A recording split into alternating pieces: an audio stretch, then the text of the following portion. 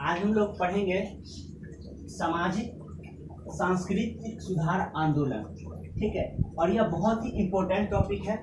ठीक है, इसमें जितने भी हमारे भारतवर्ष में जितने भी सामाजिक सांस्कृतिक सुधार आंदोलन, जितने भी प्रवर्तक रहे हैं, जितने भी संस्था चलाने वाले, उन सभी के बारे में हम लोग चलेंगे। उन्होंने खासकर स्त्री की शिक्षा, ठीक है, महिलाओं की स्थिति में सुधार, दैनिक स्थिति में सुधार, बाल विवाह पर रोक, इन सभी के बारे में उन्होंने विस्तृत से अध्ययन करके और हमारे देश में जो तमाम बुराइयां थी, इन बुराइयों को उन्होंने दूर करने का प्रयास किया।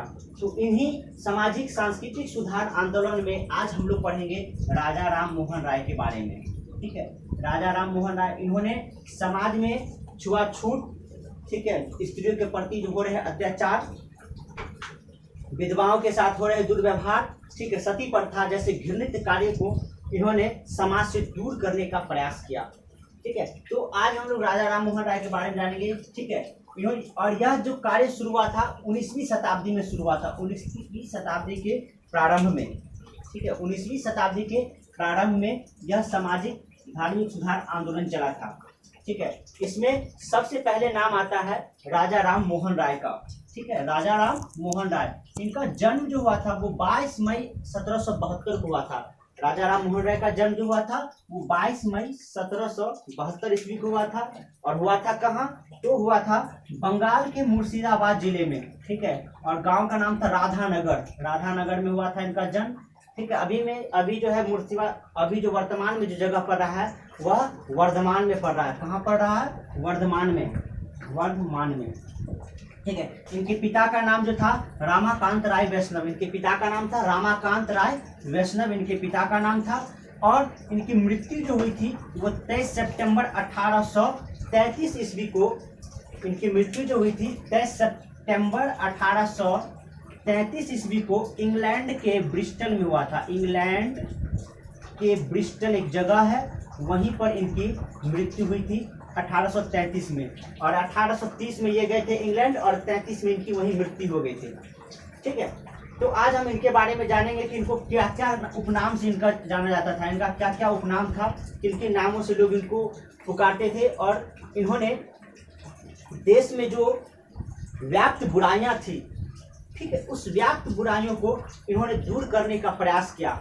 ठीक है, और उसी प्रयास के क्रम में इनको लोगों ने किन किन नाम से उपाधि दी, इनको किन किन नाम से लोग जाने जाते, नाम, इनका क्या क्या नाम दिया गया, सारी चीज के बारे में आज हम लोग जानकारी लेंगे। ठीक है, इनको भारतीय पुनर्जागरण का दूत भी कहा जाता है। ठीक है, भारतीय पुनर्जागरण का दूत। ठीक है, आधुनिक भारत का प्रथम नेता, इनको आधुनिक भारत के प्रथम नेता के नाम से भी जानते हैं। और ये कलकत्ता से बिलोंग करते थे, इसलिए इनको कलकत्ता का गांधी भी कहा जाता है, कलकत्ता का गांधी भी कहा जाता है। उसके बाद इनको भारतीय राष्ट्रवाद का पैगंबर, इन्होंने राष्ट्रवाद के बारे में सबसे पहले चर्चा इन्होंने की थे, इसलिए इनको भारतीय राष्ट्रवाद का पैगंबर कहा जाता है। उसके बाद इन्हें अतीत एवं भविष्य के मध्य सेतु, इन्होंने अतीत मतलब बीते हुए कल और आने वाले समय को जोड़ने का काम इन्होंने किया था, इसलिए इनको अतीत एवं भविष्य के मध्य सेतु भी कहा जाता है। इन्हें प्रथम आधुनिक पुरुष भी कहा जाता है, इन्हें प्रथम आधुनिक पुरुष भी कहा जाता है। इन्हें युगदूत भी कहा जाता है और भारतीय पत्रकारिता का अग्रदूत। सबसे पहले इन्होंने ही प्रेस पर जो प्रतिबंध लगा हुआ था, इन्होंने ही सर्वप्रथम प्रेस पर लगे प्रतिबंध के विरुद्ध आवाज उठाए थे, विरोध किए थे, इसलिए इनको प्रथम भारतीय पत्रकारिता के अग्रदूत भी कहा जाता है। उसके बाद इन्होंने कार्यपालिका, ठीक है, कार्यपालिका, ठीक है, विधायिका और न्यायपालिका, इन्होंने तीनों को पहली बार अलग किए थे, इसलिए इनको प्रथम राजनीतिक चिंतक भी कहा जाता है। तो ये थे राजा राम मोहन राय के उपनाम। ठीक है, और अक्सर इससे प्रश्न पूछता है कि भारतीय राष्ट्रवाद के पैगंबर किन्हें कहा जाता है? राजा राम मोहन राय। कलकत्ता के गांधी किन्हें कहा जाता है? राजा राम मोहन राय। आधुनिक भारत के प्रथम नेता किन्हें कहा जाता है? राजा राम मोहन राय। भारतीय पुनर्जागरण का पिता किन्हें कहा जाता है? राजा राम मोहन। युगदूत किन्हें कहा जाता है? राजा राम मोहन राय। भारतीय पत्रकारिता के अग्रदूत किन्हें कहा जाता है? तो राजा राम मोहन राय। प्रथम राजनीतिक चिंतक किन्हें कहा जाता है? तो राजा राम। मतलब इन्हें इन जितने भी सारे प्रमुख उपनाम हैं, इन्हीं उपनामों से जाना जाता है। और ये जितने भी नाम है सब एग्जाम में पूछे हुए नाम है। इन्हें अक्सर ये क्वेश्चन राजा राम मोहन राय से पूछा जाता है हर एग्जाम में। फिर इन्होंने क्या किया कि समाज में स्थिति सुधारने के लिए इन्होंने क्या किए, इन्होंने अरबी, फारसी और उर्दू भाषा भी सीखे। ये तो बंगाली जानते ही थे, लेकिन इन्होंने अरबी, फारसी और उर्दू भाषा सीखे। कहाँ से सीखे? तो ये पटना से सीखे। ये पटना से इन्होंने इस तीनों भाषा का ज्ञान इन्हें प्राप्त हुआ। उसके बाद इन्होंने संस्कृत सीखे, संस्कृत का अध्ययन किया उन्होंने, ठीक है। और इन्होंने बनारस से संस्कृत भाषा सीखे। और इन्होंने ग्रीक भाषा, बाइबल के लिए जानकारी के लिए उन्होंने ग्रीक भाषा का सीखे। और वो किससे सीखे? जॉन एल्विस प्रेस्टिन से सीखे थे, ठीक है। तो इन्होंने ग्रीक भाषा इससे सीखे। उसके बाद इन्होंने शिक्षा में सुधार। ये जानते थे कि अगर भारत में अगर पाश्चात्य शिक्षा नहीं आएगा तब तक हमारे देश में जो बुराइयां हैं, हमारे समाज में रहने वाले महिलाओं के साथ, विधवाओं के साथ और बाल बच्चों के साथ जो अत्याचार हो रहा है, जो शोषण हो रहा है, उनके साथ जो उत्पीड़न हो रहा है, तो इनको दूर कैसे किया जा सकता है? तो इन सभी चीजों को दूर करने के लिए उन्होंने पाश्चात्य शिक्षा पर ज्यादा जोर दिए।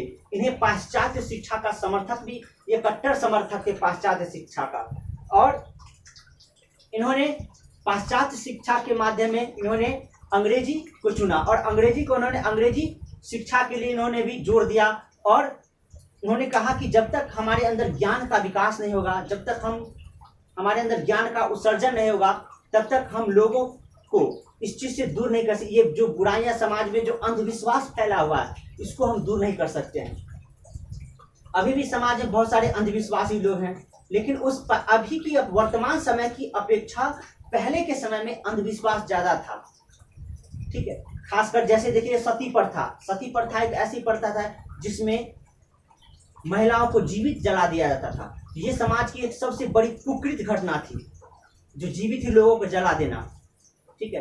पहले बाल विवाह, बच्चे को कम उम्र में ही शादी कर दिया जाता था, ठीक है। तो इन्होंने उसका भी विरोध किए। उसके बाद विधवा पुनर्विवाह का इन्होंने समर्थन किया, ठीक है। इन्होंने विधवा पुनर्विवाह का भी समर्थन किया, ठीक है। तो विधवा विवाह, पहले विधवाओं का विवाह नहीं होता था, ठीक है। इन्होंने विधवा पुनर्विवाह का समर्थन किया। उन्होंने गांव-गांव जाकर, शहर घूमकर और लोगों को इसके बारे में जानकारी दिए, लोगों को अवगत कराएं और लोगों को शिक्षा के माध्यम से इन्होंने जो अंधविश्वास था लोगों में, उनको उन्होंने दूर किया, ठीक है।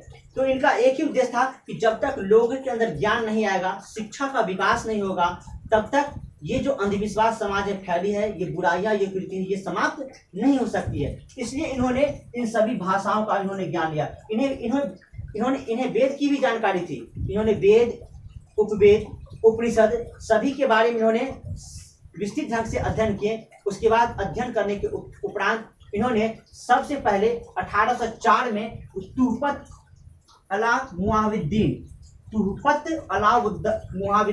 1804 में उन्होंने एक धर्म संबंधी पुस्तक लिखी, जिसमें समाज में जितने भी प्रकार की बुराइयां था उन्होंने दूर करने के लिए उन्होंने पुस्तक लिखी। उसके बाद ये क्या कि एकेश्वरवादियों को उपहार 1809 में इनकी एक पुस्तक आई थी, एकेश्वरवादियों को उपहार। ये सिर्फ एकेश्वरवादी थे, ठीक है, सिर्फ एक ईश्वर को मानते थे। क्योंकि अभी पहले समाज में थी बहुत ईश्वरवाद, मतलब बहुत ईश्वर को मानने वाले थे। अलग अलग धर्म के लोग, अलग संप्रदाय के लोग इन्होंने मूर्ति पूजा के तो कट्टर विरोधी थे, क्योंकि पहले के समय में लोग मूर्ति पूजा पर अधिक विश्वास करते थे। इन्होंने मूर्ति पूजा पर इन्होंने विरोध किया।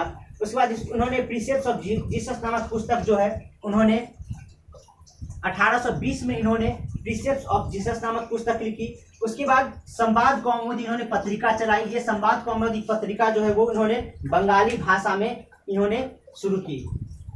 बंगाली भाषा में इन्होंने संवाद कौमुदी नामक पत्रिका चलाई। उसके बाद मिरातुल अखबार इन्होंने फारसी भाषा में। उसके बाद सत्य कौमुदी, कुंजिका, ये सब इनकी जो प्रसिद्ध पत्रिकाएं थी, जिन्होंने इन्होंने इन पत्रिकाओं के माध्यम से जो धर्म के जो ठेकेदार लोग थे उनको उन्होंने अवगत कराया और लोगों को जागरूक इन्हीं पत्रिकाओं के माध्यम से उन्होंने चलाया। उसके बाद इन्होंने भारतीय दर्शन का इतिहास 1829 में इन्होंने लिखे थे, भारतीय दर्शन का इतिहास, ठीक है। ये सब इनकी प्रमुख कृति और पत्रिकाएं हैं। और अंत में उन्होंने बंगाली व्याकरण भी इन्होंने लिखा। और यह बंगाली व्याकरण इसलिए लिखा क्योंकि बंगाली भाषा में लोगों को जानकारी देने के लिए इन्होंने बंगाली व्याकरण की शुरुआत की। तो ये था राजा राम मोहन राय के बारे में। ठीक है, इनका जन्म कब हुआ, कहाँ, इनके पिता क्या नाम था, इनके किन किन नामों से इन्हें जाना जाता है, इन्होंने किन किन भाषा कहाँ से इन्होंने सीखे, उसके बाद इनकी प्रमुख पत्रिका और कृति क्या क्या थी। ठीक है, एकेश्वरवादियों का उपहार, प्रिंसेस ऑफ जीसस, संवाद कौमुदी, बिरातुल अखबार, सत्य कौमुदी, कुंजिका, ठीक है, भारतीय दर्शन का इतिहास। तो ये सब राजा राम मोहन राय की प्रमुख कृति और पत्रिका थी। देखिए, ये प्रमुख संस्थाएं राजा राम मोहन द्वारा स्थापित प्रमुख संस्थाएं। ठीक है, सबसे पहले उन्होंने 1814-15 में, ठीक है, आत्मीय सभा की स्थापना की। 1814-15 में इन्होंने आत्मीय सभा की स्थापना की। उसके बाद इन्होंने कलकत्ता यूनिटेरियन एसोसिएशन की स्थापना 1821 में उन्होंने कलकत्ता, ठीक है, यूनिटेरियन एसोसिएशन की स्थापना 1821 ईस्वी में की। उसके बाद इन्होंने हिंदू कॉलेज 1817 में इन्होंने हिंदू कॉलेज की स्थापना डेविड हेयर और अलेक्जेंडर डफ की सहायता से इन्होंने हिंदू कॉलेज की स्थापना 1817 ईस्वी में किए। उसके बाद इन्होंने अंग्रेजी स्कूल, बच्चों को अंग्रेजी शिक्षा के लिए इन्होंने एक अंग्रेजी स्कूल की स्थापना की। इन्होंने अपने खुद के पैसे से इन्होंने अंग्रेजी स्कूल की स्थापना 1817 ईस्वी में उन्होंने बंगाल में ही किए थे। उसके बाद इन्होंने वेदांत कॉलेज की स्थापना 1825 में किए। ठीक है, वेदांत कॉलेज की स्थापना इन्होंने 1825 ईस्वी में किए। उसके बाद ब्रह्म सभा की स्थापना 1828 में, इन्होंने ब्रह्म सभा की स्थापना 1828 में किए। और यही ब्रह्म सभा का नाम 1829 ईस्वी में, ठीक है, ब्रह्म समाज हो गया। ठीक है, और यह कब हो गया, 1829 ईस्वी में यही ब्रह्म सभा का नाम बदलकर ब्रह्म समाज कर दिया गया। ठीक है, उसके बाद ब्रह्म समाज, ठीक है, आगे जाके दो भागों में बट गया। ब्रह्म समाज जो है आगे जाके दो भागों में बटा। एक था जो नया बना था वो भारतीय ब्रह्म समाज था, जो नया बना वो था भारतीय ब्रह्म समाज। ठीक है, और उसके बाद जो पुराना था उसी का थोड़ा नाम बदल के आदि ब्रह्म समाज कर दिया। आदि का मतलब जानवे करते, शुरुआत होता है, जो सबसे पहले होता है उसको आदि क्या आता है। ठीक है, तो आदि ब्रह्म समाज। ठीक है, देवेंद्रनाथ टैगोर। क्या हुआ कि 1866 में ये टूटा था ब्रह्म समाज। 1866 ईस्वी में टूट के भारतीय ब्रह्म समाज और आदि ब्रह्म समाज के रूप में बट गया, क्योंकि 1843 में देवेंद्रनाथ टैगोर इस संस्था से जुड़े। उसके बाद केशव चंद्र से मिले, लेकिन दोनों में क्या हुआ कि मतभेद हो गया, वैचारिक मतभेद दोनों में हो गया। जब दोनों में आपसी वैचारिक मतभेद हो गया, तो मतभेद होने के कारण क्या हुआ कि यह ब्रह्म समाज जो है वो टूट के भारतीय ब्रह्म समाज। तो भारतीय ब्रह्म समाज के संस्थापक कौन हो गए, केशव चंद्र सेठ। यह एग्जाम में अक्सर पूछा जाता क्वेश्चन कि भारतीय ब्रह्म समाज के संस्थापक कौन थे, तो केशव चंद्र सेठ। और आदि ब्रह्म समाज देवेंद्रनाथ टैगोर। फिर कुछ समय उपरांत जो क्या हुआ कि भारतीय ब्रह्म समाज से भी, ठीक है, आनंद मोहन बोस जो थे वो भारतीय ब्रह्म समाज से जुड़े थे केशव चंद्र के साथ। फिर इनका भी इस दोनों के साथ क्या हुआ कि मनमुटाव हो गया। और मनमुटाव होने के बाद क्या हुआ कि इन्होंने आनंद मोहन बोस इन्होंने एक अलग संस्था स्थापित कर ली जिसका नाम था साधारण ब्रह्म समाज। जिसका नाम था क्या थी, साधारण ब्रह्म समाज। और इनमें कौन कौन थे, आनंद मोहन बोस और शिवनाथ शास्त्री और आनंद मोहन बोस। ठीक है, इन्होंने साधारण ब्रह्म समाज की स्थापना की। ठीक है, तो आत्मीय सभा की स्थापना कब हुई थी, 1814-15 में हुई थी। ठीक है, कलकत्ता यूनिटेरियन एसोसिएशन की स्थापना 1821 में। हिंदू कॉलेज की स्थापना 1817 ईस्वी में। पूछ देता है कि किसकी सहायता से, तो डेविड हेयर और अलेक्जेंडर डफ। ठीक है, डेविड हेयर और अलेक्जेंडर डफ की सहायता से। उसके बाद अंग्रेजी स्कूल इन्होंने बच्चों को अंग्रेजी शिक्षा के लिए इन्होंने, क्योंकि अंग्रेजी शिक्षा के समर्थक थे इसलिए उन्होंने बच्चों को अंग्रेजी शिक्षा के लिए इन्होंने अंग्रेजी स्कूल की स्थापना ही 1817 में ही किए थे। उसके बाद वेदांत कॉलेज की स्थापना इन्होंने 1825 से वेदांत कॉलेज की स्थापना की। और ब्रह्म सभा की स्थापना उन्होंने 1828 ईस्वी में किए। ठीक है, ये ब्रह्म समाज का नाम आगे बदलकर ब्रह्म सभा का नाम बदलकर ब्रह्म समाज कब हो गया, 1829 ईस्वी में हो गया। और 1866 ईस्वी में, ठीक है, यही ब्रह्म सभा दो भाग में बट गया। ठीक है, केशव चंद्र और देवेंद्रनाथ टैगोर के आपसी मतभेद के कारण क्या हुआ, वैचारिक मतभेद के कारण क्या हुआ कि यह दो भाग में टूट गया। एक भाग का नाम रखा भारतीय ब्रह्म समाज जिसके संस्थापक थे केशव चंद्र सेन। एक था आदि ब्रह्म समाज, इसके संस्थापक कौन थे? देवेंद्रनाथ टैगोर। ठीक है, फिर बाद में भारतीय ब्रह्म समाज जो है फिर वो बढ़ गया, बना कौन? साधारण ब्रह्म समाज, जिसके संस्थापक कौन थे? आनंद मोहन घोष और शिवनाथ शास्त्री। आनंद मोहन घोष और शिवनाथ शास्त्री। अब हम लोग पढ़ेंगे राजा राम मोहन द्वारा किया गया सबसे प्रमुख कार्य, और वो कार्य क्या था? सती प्रथा का अंत करना। सती प्रथा का अंत करना, ठीक है। और इस सती प्रथा को अंत करने के लिए इन्होंने अभियान छेड़ा, और यह अभियान की शुरुआत उन्होंने 1818 ईस्वी में शुरू कर दी। 1818 ईस्वी में इन्होंने इस अभियान की शुरुआत कर दी। इसकी शुरुआत 1818 ईस्वी में इन्होंने सती प्रथा को अंत करने की शुरुआत जो है वो 1818 ईस्वी में किए, और इन्होंने 1829 तक जाके समाप्त कर दिया। 1829 में इन्होंने समाप्त कर दिया। किसकी सहायता से? तो उस समय जो गवर्नर थे लॉर्ड विलियम बेंटिक, गवर्नर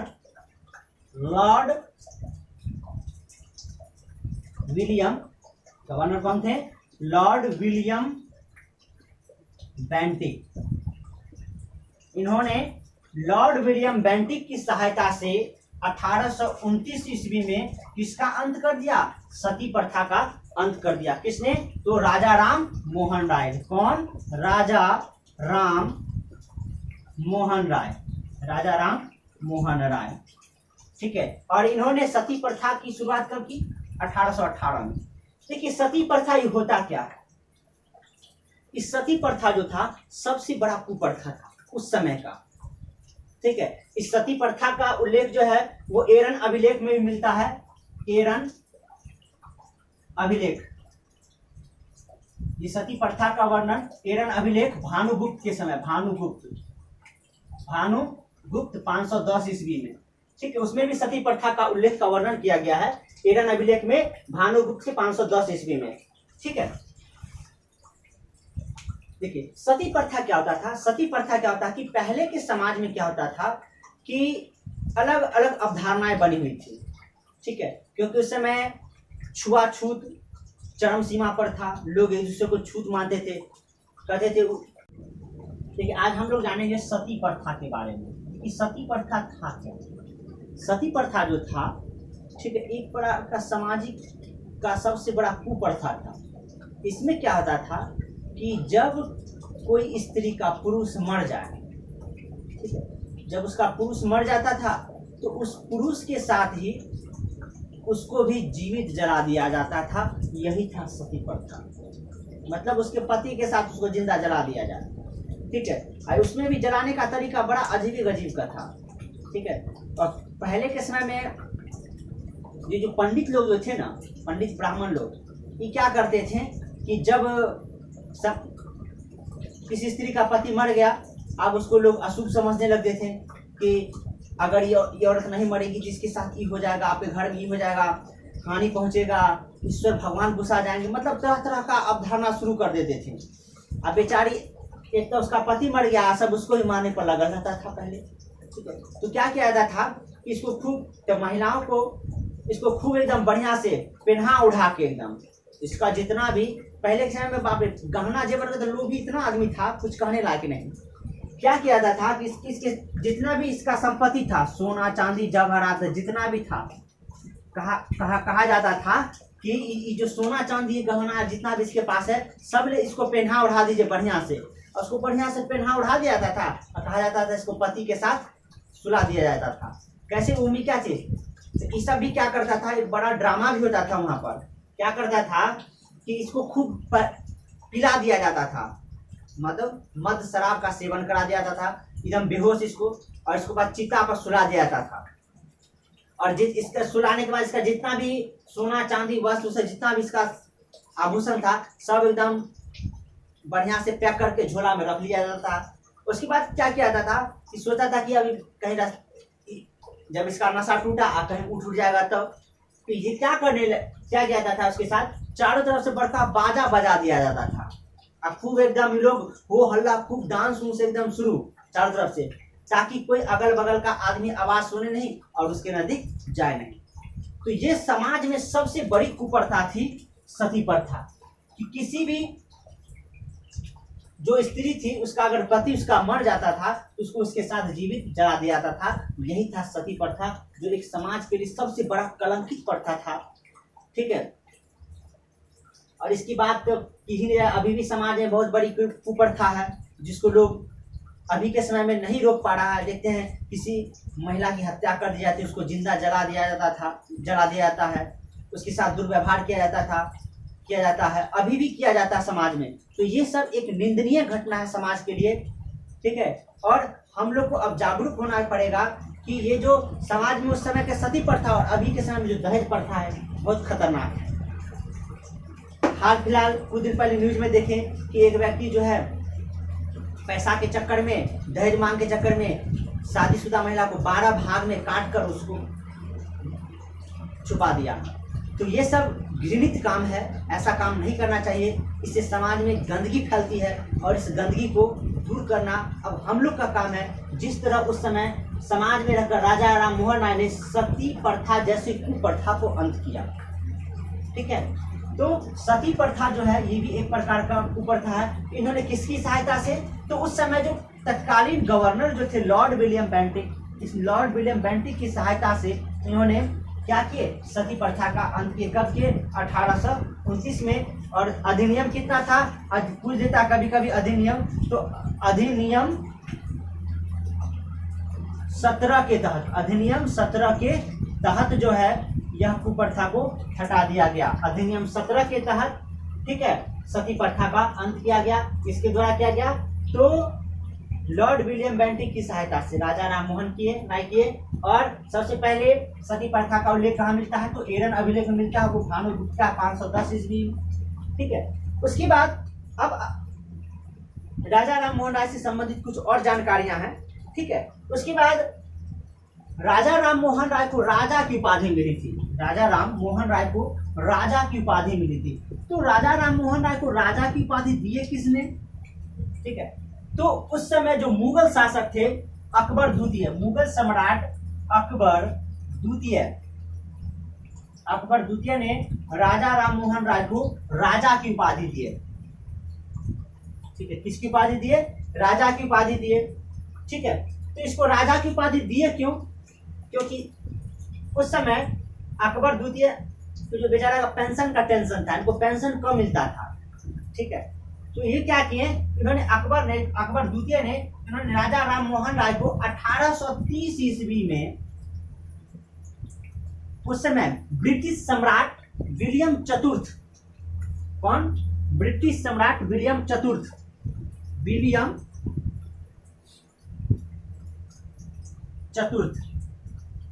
चतुर्थ के दरबार में इन्होंने 1830 ईस्वी में भेजा।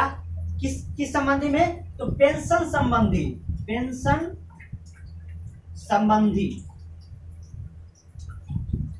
संबंधी प्रस्ताव लेकर इन्होंने कहां भेजा, विलियम चतुर्थ के दरबार में भेजा। कब, 1830 ईस्वी में।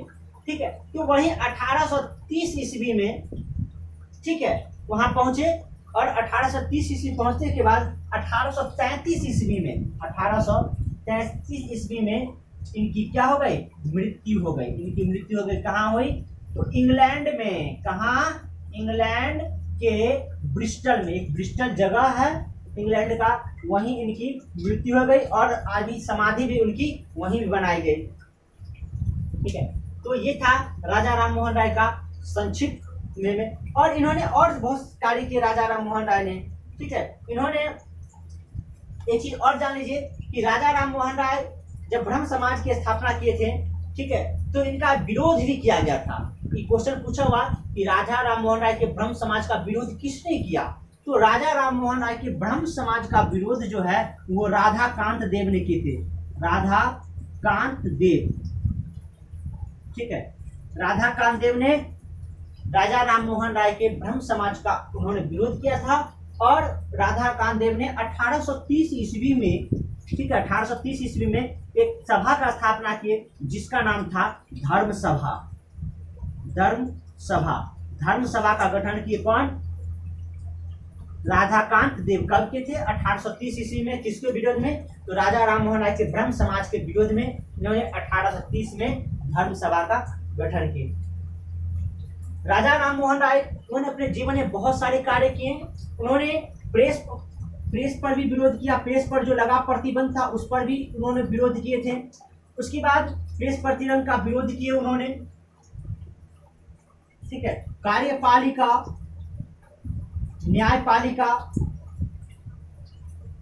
न्यायपालिका और विधायिका, इसको इन्होंने अलग अलग किए, ठीक है। इसलिए इन्हीं कारण इनको क्या कहा जाता है? इन्हीं कारण इनको जो है, ठीक है, प्रथम राजनीतिक चिंतक भी कहा जाता है। इन्होंने प्रेस पर लगे प्रतिबंध, जो प्रेस पर प्रतिबंध लगा था, ठीक है, लिटन के समय लगा था 1878 में, तो लिटन के समय लगा था, ठीक है। उससे पहले भी प्रेस पर प्रतिबंध लगा हुआ था, ठीक है। तो उस पर इन्होंने विरोध किए, ठीक है। शेष प्रेस पर सेंसरशिप लागू किया था 1799 में, ठीक है। और वो लागू किया था वेलेजली के समय। प्रेस पर सेंसरशिप लागू हो गया था वेलेजली के समय लगा था। प्रेस पर सेंसरशिप लग गया था, वेलेजली के समय लग गया था, ठीक है। तो इसका उन्होंने विरोध किए थे। उसके बाद इन्होंने जूरी अधिनियम का भी इन्होंने विरोध किया। जूरी अधिनियम आया था, उसका भी इन्होंने विरोध किए थे। राजा राम मोहन राय ने क्वेश्चन पूछा हुआ कि जूरी अधिनियम का सर्वप्रथम विरोध किसने किया था? तो राजा राम मोहन राय ने जूरी अधिनियम का भी इन्होंने विरोध किए, ठीक है। उसके बाद एक चीज और छूट रहा है सती प्रथा में। जान लीजिए कि सती प्रथा जो है 1829 में समाप्त हुआ था। तो 1829 में कहाँ हुआ था? कलकत्ता में समाप्त किए थे।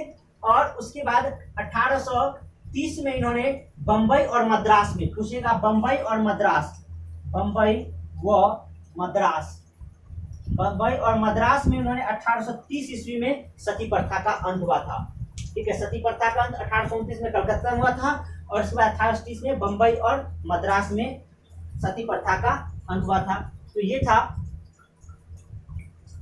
राजा राम मोहन राय के बारे में, ठीक है। और आज इस वीडियो में हम जितने भी सारे चीज बताए राजा राम मोहन राय के बारे में, सब एग्जाम में पूछा हुआ क्वेश्चन है, ठीक है। और इस वीडियो को देखने के बाद आपको राजा राम मोहन राय से संबंधित कोई भी प्रश्न पूछेगा एग्जाम में नहीं छूटेगा, ठीक है, इस वीडियो को देखने के बाद। और आप लोग जरूर देखिएगा, ठीक है। अगर आप अच्छा लगेगा तो लाइक और कमेंट और शेयर करना नहीं भूलिएगा।